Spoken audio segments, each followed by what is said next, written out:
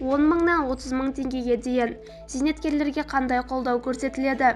Ассалаумағалейкум, құрметті қымбаттылар. Егер осы сұраққа жауап тапқыңыз келсе, бейне астындағы лайк және подписация таңбаларын басып, біздің арнамызға жазылуды ұмытпаңыз. Егер сіз жазылған болсаңыз, онда біз бастадық. 1 қазан қарттар күні. Бұл күн аға буынға құрмет көрсетіп, олардың қоғамдағы рөлін, өмірлік тәжірибесін бағалайтын ерекше күн. Қарттар күні тек мереке ғана емес, ұрпақтар сабақтастығын еске салып, үлкендердің ақыл-кеңесі мен өнегесінің қадірін түсінуге шақыратын маңызды сәт. Бақ қызы тілшісі өңірлерде қарттар күніне орай зейнеткерлерге қандай әлеуметтік қолдау көрсетілетінін зерделеп көрді. Редакциямыздың сауалына әр өңір әкімдігінің берген ресми жауабы төмендегідей. Астана. Елордада 100 мыңнан астам зейнеткерге бір жолғы төлем беріледі. Қала мәслихаты бекіткен ережеге сәйкес 1 қазан күні зейнеткерлерге және ең төмен зейнетақы алушыларға 2,5 айлық көлемінде ақшалай көмек қарастырылған. Алматы. Алматыда зейнеткерлер саны 258 мың 897 адам.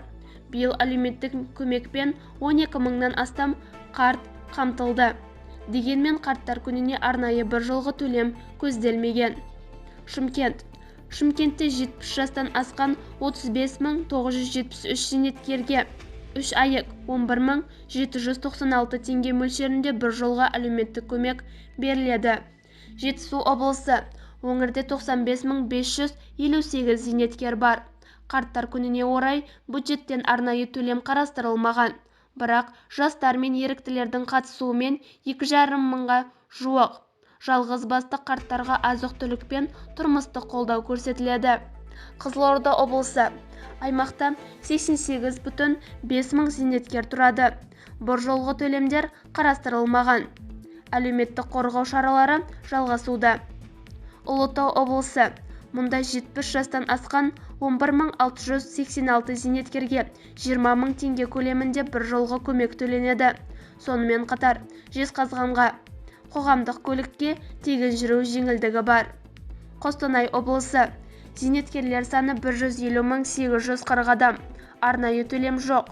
Дегенмен 52 мыңнан астам қартқа азық-түлік пен сыйлық үлестіріледі. Атырау облысы. Аймақта 71 мың 956 зейнеткер бар. Мүгедектігі бар зейнеткерлерге 7,5 айлық 29 мың 490 теңге төленеді. Сондай-ақ Теңіз Шевройлдың қолдауымен 300 қария сауықтыру шипажайына жіберілген. Абай облысы. Зейнеткерлер саны 100 мың 277 адам.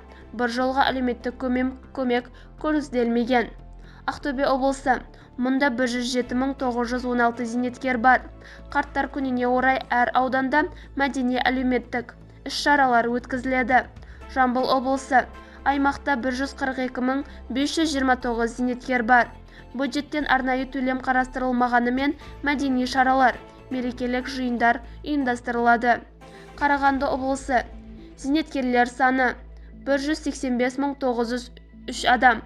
Биыл әлеуметтік төлемнің жалпы сомасы 1 миллиард 6,49 миллион теңгені құрап, өңірдің 51 мың 646 қарт азаматын қамтиды.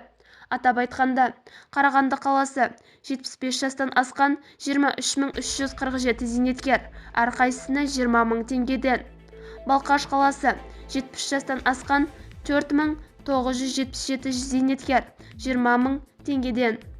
Приозерск қаласы 75 жастан асқан 150 зейнеткер, 20 мың теңгеден. Саран қаласы 75 жастан асқан 1791 зейнеткер, 20 мың теңгеден. Теміртау қаласы 75 жастан асқан 8 мың зейнеткер, 20 мың теңгеден. Шахтинск қаласы 75 жастан асқан 2647 зейнеткер, 10 мың теңгеден. Абай ауданы 75 жастан асқан 2497 зейнеткер, 20 мың теңгеден. Ақтоғай ауданы 70 жастан асқан 884 зейнеткер, 20 мың теңгеден. Бұқар Жырау ауданы 75 жастан асқан 1520 зейнеткер, 20 мың теңгеден. Қарқаралы ауданы 75 жастан асқан 1183 зейнеткер 20 мың теңгеден. Нұра ауданы 70 жастан асқан 1241 зейнеткер 20 мың теңгеден. Осакаров ауданы 70 жастан асқан 2169 зейнеткер 20 мың теңгеден. Шет ауданы 75 жастан асқан 1242 зейнеткер 20 мың теңгеден. Маңғыстау облысы 70 жастан асқан 24 300 зейнеткер 15 мың теңге мөлшерінде бір жолғы төлем беріледі. Батыс Қазақстан облысы мұнда 101 094 зейнеткер тұрады. Олардың ішінде 7 ОАС ардагері бар. Бюджеттік есебінен атаулы төлемдер мен коммуналдық шығындарды өтеуге арналған көмектер көзделген. Алматы облысы қарттар күніне орай кешенді жоспар бекітілген. Оның ішінде қарттарды құттықтау, мәдени іс-шаралар, жастарға өнеге беру жұмыстары, жалғыз ілікті қарттарға анықтау және әлеуметтік қызмет көрсету шаралары бар. Павлодар облысы аймақта ең төменгі зейнетақы алатын 20 мыңнан астам зейнеткерге 2-3 айлық көлемінде төлем беріледі. Ақмола облысы 34 226 зейнеткерге 2-5 айлық 7864 19 660 теңге көлемінде бір жолғы көмек төленеді. Жалпы сома 396 миллион теңгеден асады. Солтүстік батыс Қазақстан облысы аймақтағы қарттарға биыл жалпы 96,1 миллион теңге әлеуметтік көмек жоспарланған. Бұл қаржылай қолдау 20 449 қарияға коммуналдық қызметтерді төлеу, тіс протездеу қызметтерін төлеу, санаторлық, курорттық емдеуге беріледі. 1 қазанда Петропавл қаласында зейнеткерлерге қоғамдық көлікте тегін жүреді. Түркістан облысы зейнеткерлер саны 3207 адам. Жалғыз ілікті 391 қария 5 айлық көлемінде көмек көрсетіледі. Сонымен бірге демеушілер есебінен азық-түлік пен тұрмыстық қолдау ұйымдастырылады. Шығыс Қазақстан облысы аймақта 134 162 зейнеткер тұрады. Жылына бір рет 8 наурыз және 9 мамыр қарсаңында ақшалай әлеуметтік төлемдер беріледі. Қазақстан өңірлерінде қарттар күніне орай әлеуметтік қолдау әртүрлі деңгейде ұйымдастырылып жатыр. Кейбір аймақтарда қарттарға ақшалай көмек төленсе, енді бірінде қайырымдылық акциялары мен тұрмыстық көмек түрлері көрсетіледі.